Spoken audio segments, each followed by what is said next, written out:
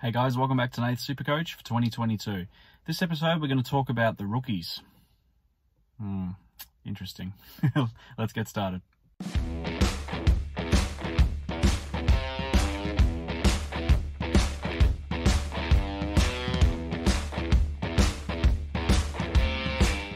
Okay, so at the time of recording this video, it's Sunday during the first week of the community series. So we've got a little bit over a week to go until the start of round one. And look, I'm going to be honest with you guys, the rookies are harder to pick than a broken nose this year. We haven't been given a lot. There's certainly not a lot that is saying pick me, and it could be an interesting start to the Supercoach year this year. Okay, let's start with the Crows. Now, there's a couple at Adelaide which look like they could get a spot in round one. One is Rochelle and the other one is Hinge. Don't know too much about these guys. All I do know is that they had some pretty good time in the community series on the field, which is always a good sign, as coaches are looking to see what rookies work in which positions and potentially offer them a round one spot as well. Okay, so in terms of Brisbane, I can't see really anyone on the radar at all at Brisbane that we would want to pick up as a potential rookie. Essentially, I think for Brisbane, their strategy is they're right in the premiership window, so they're not going to be blooding too many rookies. They're going to want a full strength sort of side, and I can understand why Chris Fagan wants that as well. So at this point in time, really no one at Brisbane in the rookie price to look at. So moving on to the Blues. Now, Carlton are an interesting one. I've seen talk of Corey Durden. I believe, though, he injured his calf in the pre-season game against Melbourne, so he'll be a bit of a watch and see. The other one is Kemp, who's a defender.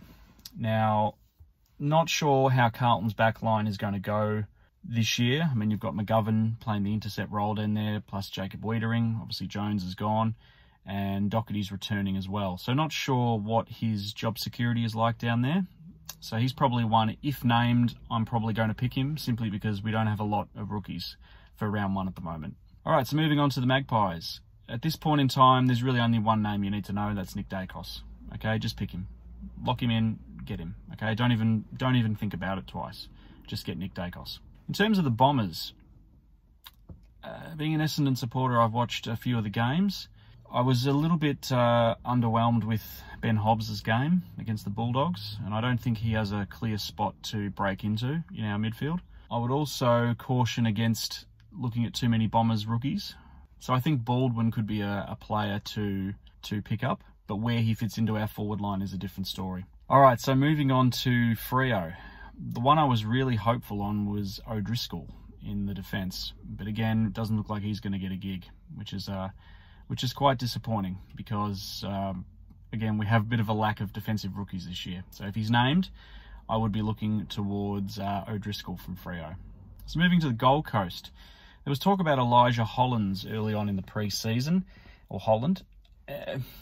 Haven't seen much of him. I don't think he even played the last community series game, so I'd be sort of steering clear of him for the moment until we get a bit more info. In terms of the Cats, kind of similar situation to Brisbane. You know, they're in the premiership window.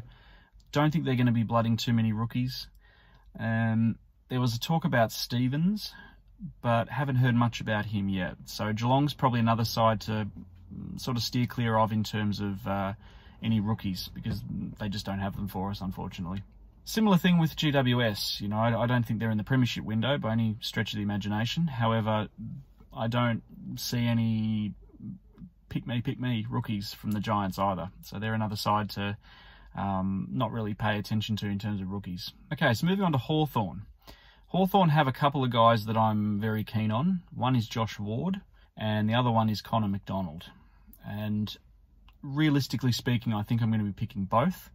I'd probably play Ward on the field before McDonald. I think Ward's shown in the last community series game, especially, that he can score very well. The only concern with Josh Ward would be the return of Tom Mitchell and Jaeger O'Meara into the midfield and how that disrupts the balance potentially. But if you've got a guy that's still scoring, even if the lowest his floor is 40, 50, even with him on the bench, he's still going to make you a lot of money in a few weeks, and you can use that to obviously do your necessary upgrades. So in terms of Melbourne, again, similar to Brisbane and Geelong, you know, won the premiership last year. Don't think they're going to be blooding too many rookies. The only one I could potentially look at is maybe Jake Bowie, but he's a very high-priced player. He's not really a rookie because he played last year, so he's not a traditional rookie in that sense, but he'd be one if you were needing a $200,000 player. Again, not that I'd advise to do that, but he's probably the only one to really look at there. So in terms of the Kangaroos, Jason Horne-Francis, the #1 draft pick in last year's draft, pick him. Just pick him. Had a bit of a chuckle when I saw that Noble said, oh, he's not 100% locked in. And I thought, hang on a minute. #1 draft pick, wooden spoon team, he'll play round 1. And I've got no doubts that he will. So just, again, pick Jason Horne-Francis. All right, so on to Port Adelaide. Once again, similar to Geelong and Brisbane and Melbourne, they've played a few rookies. I think Sin is a potential one, and I think Mead is another one as well. Not 100% sold on either of those guys. Ken Hinkley does like to blood some rookies, so there is potential there. They may debut early. Not sure on their job security. I think that Port will try to have a real tilt at the flag this year, so I don't know whether they'll be blooding too many rookies. So on to the Tigers. There was a guy that played Gibcus in the Community Series, which I didn't mind the look of. So if he's picked round 1, I'm probably going to select him. All right, on to the Saints. Again, not really anyone I can really identify for you to definitely pick. So at this point in time, I'd also be looking elsewhere than St Kilda. Now, in terms of Sydney, could this finally be the year that Will Gould debuts? I think if he does debut, I'm going to pick him. It's been about 2 years in the VFL equivalent in New South Wales for Will Gould, and Longmire just hasn't picked him for whatever reason. So if he is picked and will play round 1, then I'm going to select him. All right, so on to the Bulldogs. Now, Beveridge is known as a bit of a magnet mover. He likes to change things up and think outside the box. He, in previous years, has blooded a lot of rookies. At this point in time, I think there's Macomb and potentially Charlie Parker, which, just because of the name, being a musician myself, just because of the name, I'd probably pick him. So there's a couple of options there at the Bulldogs. Again, don't know where the rookies fit into their team, because their teams are quite stacked at the moment. Now, in terms of West Coast, there was 2 guys that unfortunately are injured. That was Clark and Chesser. But I believe that there's a new rookie they've selected, Dixon, who could potentially be named round 1. So I'm going to have a good look at him and potentially pick him. So there you have it, guys. Not a lot of rookies to choose from. So it gives us an interesting dilemma now in terms of what we do for this season. It's becoming sort of clear to me that we're going to have to pick a couple of mid-prices purely because we don't have the rookies. So we're going to have to drop a premium to facilitate a couple of mid-prices.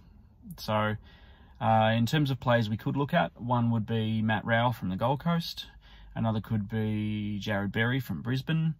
Another one could be Jai Caldwell from the Bombers. Another one could even be Patrick Cripps if you wanted to go down that route. I kind of swore off Patrick Cripps the last 2 years. He's burnt me both years, but again, if there's no other options, I may have to pick him.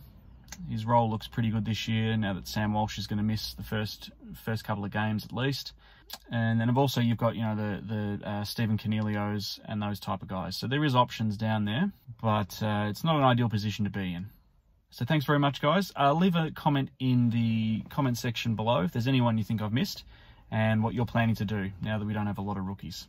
All right, talk soon, guys.